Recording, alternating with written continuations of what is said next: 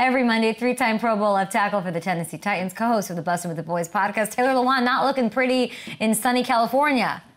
Yeah, tough slim there, and just a conflicted man standing at the podium, trying to take accountability, but also not doing the best job of not putting it all on himself. All right, let's dig into it here because it's a big story, right? That's Brandon Staley. They lose to the Packers. I mean, the defense that he spearheads let Jordan Love have a day, like 300 plus by a lot. They're 4-6. His last 12 games, I mean, this is what's going on Twitter. The last 12 games are like, you know, Chargers, lose by 2, lose by 3 in overtime. I thought we had the tweet. Sorry, there it is, yeah. Beat Aiden O'Connell, beat Kirk Cousins, lose by 14. Like, all these things, right? It's not pretty, like we're saying. Every time I try talking about coaching changes with you so far this season, you blow it off. You say, don't do it. It's the NFL. You can't do that. So how close to the breaking point are we with Staley in LA? I think, obviously it's a disappointing season for the Chargers. They're like probably one of the most underperforming teams in the NFL, just with the record and all that. And they have so many stars on defense, but they're giving up points to a guy like Jordan Love, who started strong and then not so great until this past week. So I don't know.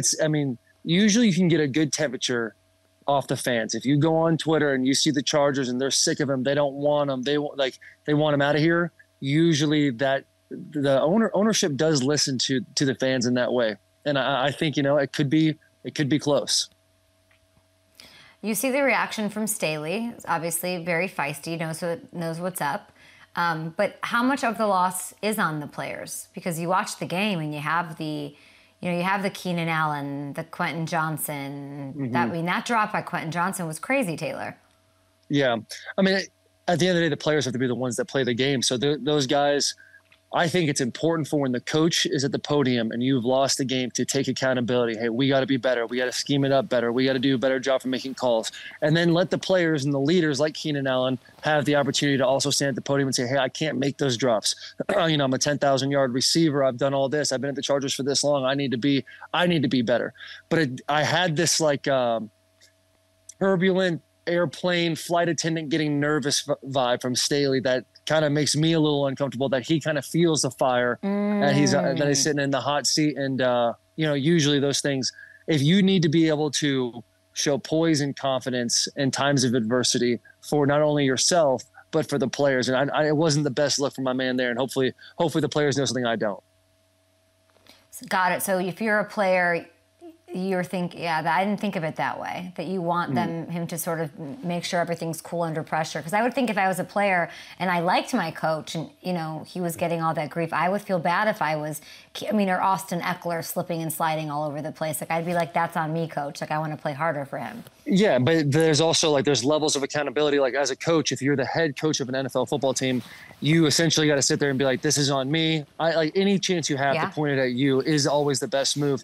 And then Austin Eckler, Keenan Allen, those type of guys that are true pros, they're going to take the time and not point fingers everywhere else. They're going to point fingers at themselves if they're slipping and dropping balls and all that. Like, you have to allow everybody to kind of take turns for the accountability, and then you feel the foundation, the team's stronger that way. Now, Staley, as a player, you see him as you're overanalyzing it. You see him fighting the fight as in putting it on the players. Hey, our players got to play better, which is true. Like, the guys got to play better. You can't have those drops. But he's kind of easing into it, and then he's like, "Oh, but it's on me, 100%." And then you see the play calling, those tough questions that the reporters are getting that are inevitably just trying to get, the clickbait. If he's like, "Stop asking the question." Once you see his temperature rising in that way, I personally feel that it's like, okay, he understands maybe the situation he's in where he could be jobless. But they're 4-6. They're underperforming. They have talent. Do you think they should, now, do you think they should make the change? Okay. You have to come on the show. You ask me these types of questions. I come on here, and what do? I dance around it. Because I don't want to see the guy get fired. He's got a family. He's got kids. I got fired from the Titans. It's tough. It's tough to sit here and say, yeah, he should get fired. If you are not doing your job, if you're not doing your job, you need to find someone that's going to do their job. And if the ownership thinks they've seen enough, then they should fire him. They should, because that's what this league is. If you have to perform, it's a not for long league. It's a short memory league. They don't care what you've done in the past. They only care what you're doing now. Well, use your own experience to answer the question, because I think, a good way to dance around it is, what's the better solution? Do you have a Pierce on your roster that's going to get guys running through a door? I don't know. You went through a midseason coaching change. You were with Ken Wisenhunt. You were 1-6. That could not have been fun. But then you have Mike Mularkey. They bring him in as the interim, and you went, what, 2-6? So what was that experience? You know, you can use that experience to help with what they should do here. I think it depends on. It's all about those players and how they feel about their coach. For me personally, I loved Ken. It was a tough deal, but you could see the downfalls of Ken in the way that he's like, this is my offense. The offense is built to pick up blitzes. It's built to pick up this. And we have a 7th-round quarterback playing, you know, a rookie for the first time. He doesn't have that understanding. There was no adapting. It's an adapt or die league. And so, you know, from my experience, there's nothing I can really go off of there. I would say with Staley, it's, you know, they got to make that decision and figure it out. For me, I know it's tough for me to come on here and you want me to say whether they should fire him or not, but it's like, no, I just think if the season isn't going well. I like him a lot. But I also have seen Dameon Pierce brought a spark. I've seen it with Dan Campbell. I've seen it with Rich Bisaccia. I've seen it with Antonio Pierce. Sorry, I've seen it with Jeff Saturday on one game. Like, it can a spark happen, and you'd want it to happen now. As a fan of the team, if you're really thinking of it from an organizational standpoint, where it's like you have a lot of tools, but you're in a place where, are you going to make the playoffs? Probably not.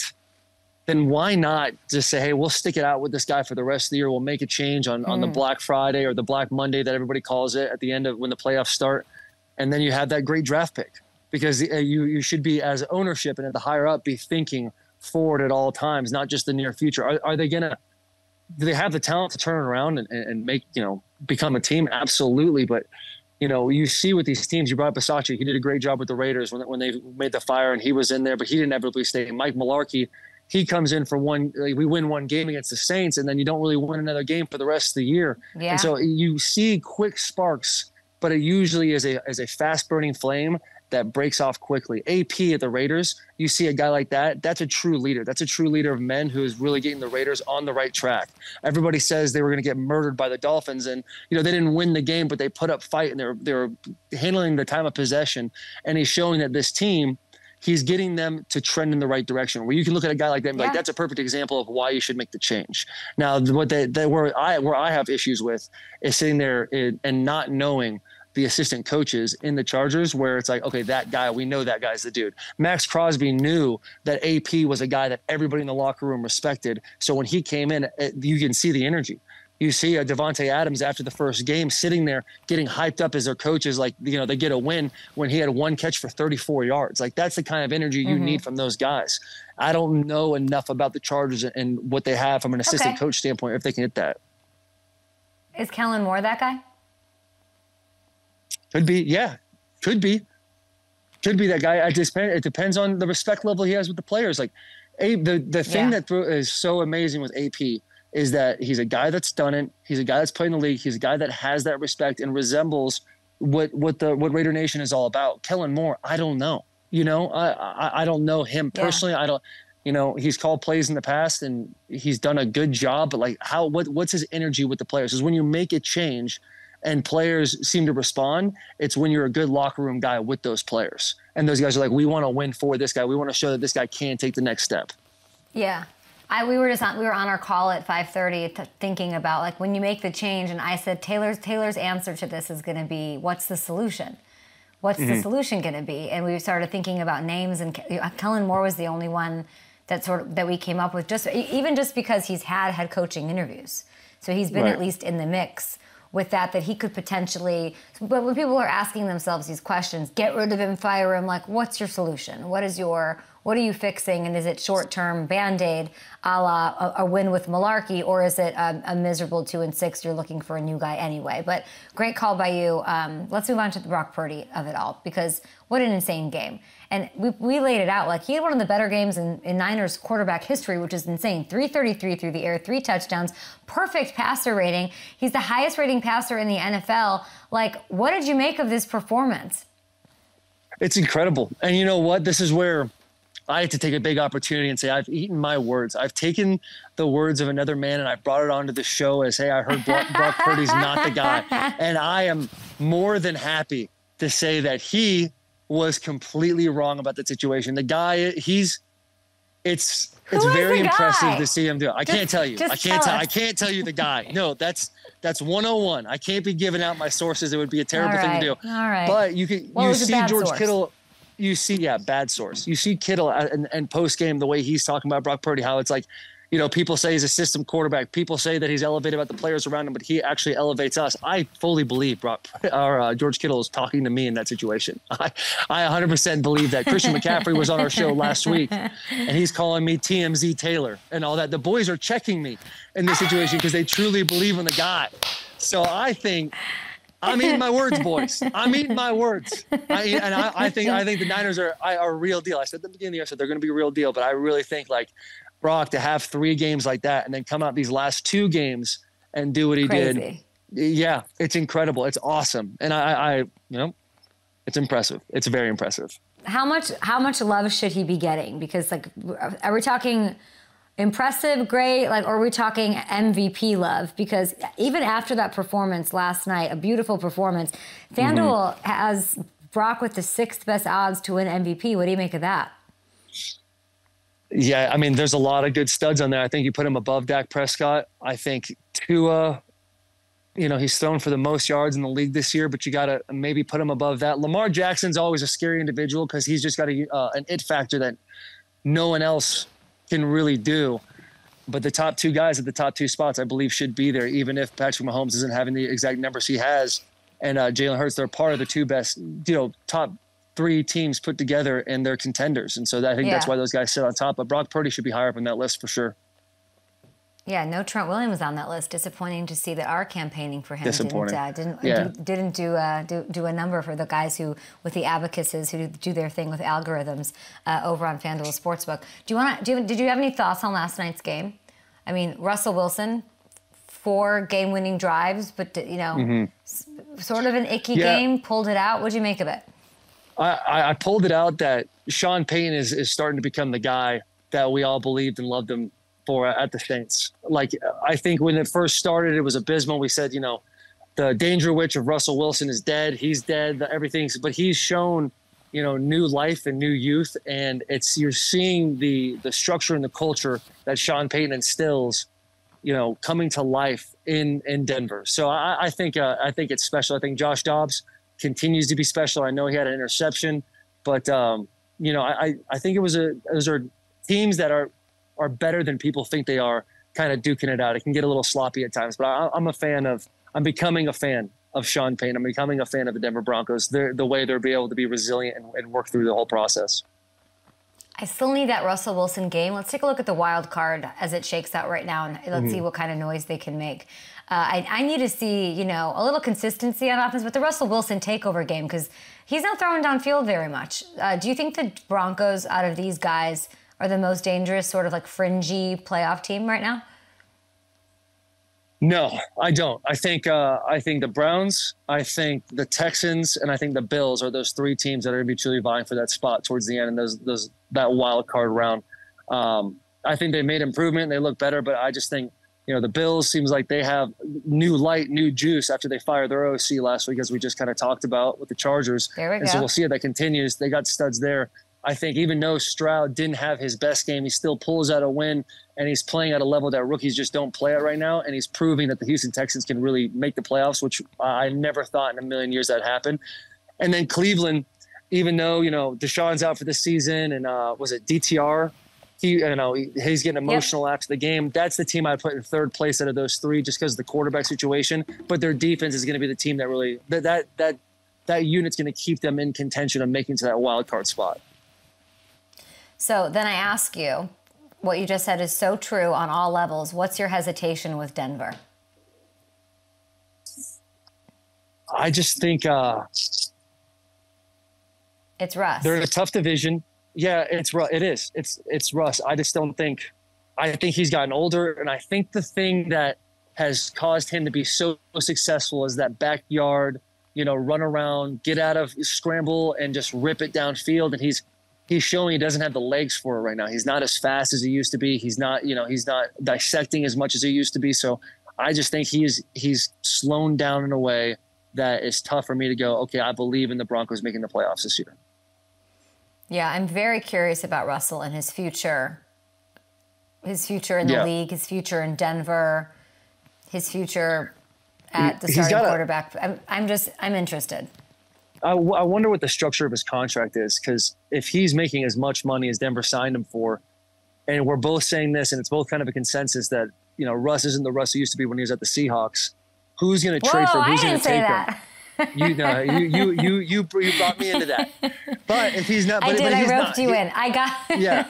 I just, hold on, time out. What I wanted to do, I wanted you to get to Russell, but I don't want to feed you Russell. So I said, let's show him the other AFC wildcard teams. He's going to say he likes the quarterbacks. And the second he says that he trusts the Cleveland quarterback, I'm going to get him to talk about how he doesn't trust Russell. And you did. You did good. I appreciate that. I'll take it. You know what? You know what's difficult in the first year of having takes on football? It's hard because you sit there and you're like, the boys. Why?